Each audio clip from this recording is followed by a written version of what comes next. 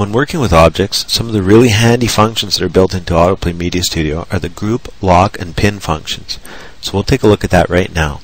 Let's go ahead and add a button to our canvas by going to the gallery, clicking on one, holding down, and dragging it out here onto the canvas. And then we're going to go ahead and press Control D to duplicate that object. We'll press 4 times for a total of 5 buttons.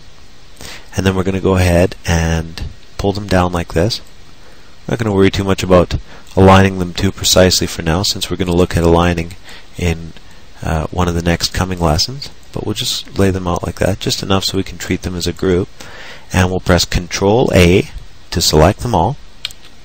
Okay, and now we can group, lock, or pin these objects. Okay, so in this particular case, we're going to group them first and take a look at that feature. As you notice, of course, like we touched on earlier, that there's a dominant object and then there's other objects within the group. So we're going to go ahead and press Control G to group these. That's the first method we're going to look at. And you'll see that the bounding box is turned green. That means that these objects are grouped. If we press Control Shift G, so that's Control Shift G, you'll notice they turn back to blue, and that's because they've been deselected and ungrouped. So you can group and ungroup objects. Basically, this is very handy. As you go out through your production process and build things, you'll find that certain things get treated as a group. For example, a set of buttons. And when you group them, you can move them around together and so forth. So we'll go ahead and try one more method of grouping them. And we'll go ahead and click on our canvas and drag a rectangle around all those buttons. Then we'll let go. That selects them all. And then we'll go to Object, Group. And this is an additional way that you can do this without using a shortcut key. So we'll press the group button, and you can see now that we can move these as a group. Anywhere we click within that group, it changes the dominant selection within the group. However, you can still click and drag the entire group, and you can use your arrow keys and so forth to do whatever you have to do. So that's the group function. And again, here you can go to Object, Ungroup if you like, or you can use the shortcut key of Control Shift G if you ever want to ungroup your objects. So for example, let's say that we had a group of buttons and we wanted to get rid of one.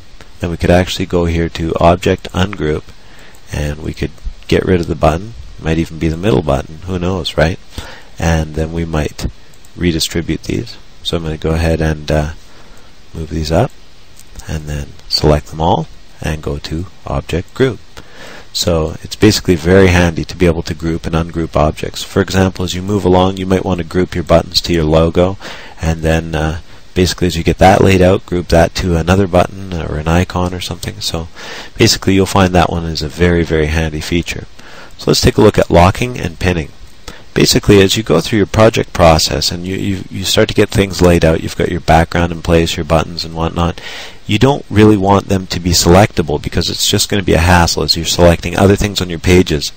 These things that are meant to be stationary are accidentally getting selected all the time.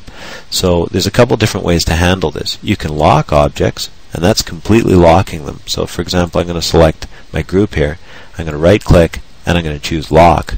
And these things are locked. I can't even select them now. So when I click on them, you'll notice that there's no way to select them. They're completely locked to that canvas. I can't edit their actions. I can't do anything with them. So this is pretty handy for stuff once you have it finished and finalized and you know that that object doesn't need to be edited anymore, especially on very complex projects where we've got a whole bunch of stuff out there, right? You can just lock the things as you go through. But in this particular case, let's say we wanted to actually be able to edit these objects. So we just wanted to lock the position of the object, but we didn't want to lock the object from being edited.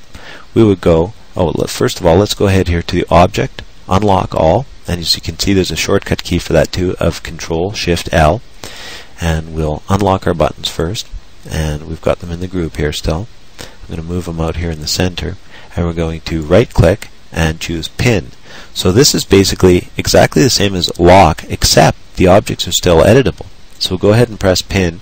So you can see the bounding box is turned red, and we can select the objects, but we cannot move the objects. So this is a very, very handy feature that's built in here, and I use it all the time. I'm going to go ahead and unpin them by right-clicking and choosing Pin again. And again, there's a shortcut key there of Control P, and I'm going to move these out. I'm going to ungroup them by pressing Control Shift G, and I'm going to go ahead and get rid of a few of them like this. Just for the purposes of this, to clarify and make things a little clearer, we've got one object here, a button. And again, if I right click on it and select lock, I can't even select that anymore. And if I unlock all, you'll see I can select it. Now if I pin it by right clicking on and selecting pin, or Control P, I can actually double click on it, for example, and change the text.